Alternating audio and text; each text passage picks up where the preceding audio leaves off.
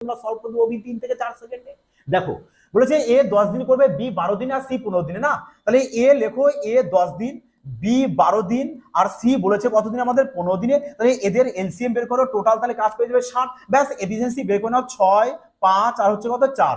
এবার বলেছে দেখো যে কাজ শুরুর দুদিন পর দুদিন পরে কাজ এ চলে গেছে, আর কাজ শেষ হওয়ার 4 দিন আগে সি চলে গেছে। তাহলে দুদিন পর যদি চলে যায় না, তাহলে একে বাদ দিয়ে দাও দুদিন। এ একদিনে কত কাজ করছে 6 কাজ, তাহলে দুদিনে কত কাজ করবে বলবে 12 কাজ, তাহলে টোটাল কাজ তো আমাদের কত 60। তাহলে 60 এর থেকে কি করবো আমরা 12 মাইনাস করবো, থাকবে কত আমাদের 48। এই 48 থাকলো। এবার তারপর দেখো বলেছে সি 4 দিন আগে চলে গেছে, আগে বলে কি করবে তার কাজটাকে যোগ করে দেবে। তাহলে সি একদিনে করে 4 কাজ, তাহলে 4 দিনে কত করবে বলে 4 দিনে করবে 16 কাজ। ব্যাস তাহলে 16 এর সাথে যোগ করে দাও, তাহলে টোটাল চলে আসছে কত 64 কাজ। এই 64 কাজ কিন্তু এবার বি আর সি করবে, কারণ একে তো আমরা তাড়িয়ে দিয়েছি। তাহলে 5 আর 4 9, ব্যাস একে 9 দিয়ে ভাগ করে দাও, তোমাদের উত্তর কারেক্ট চলে আসলো, অপশন সি।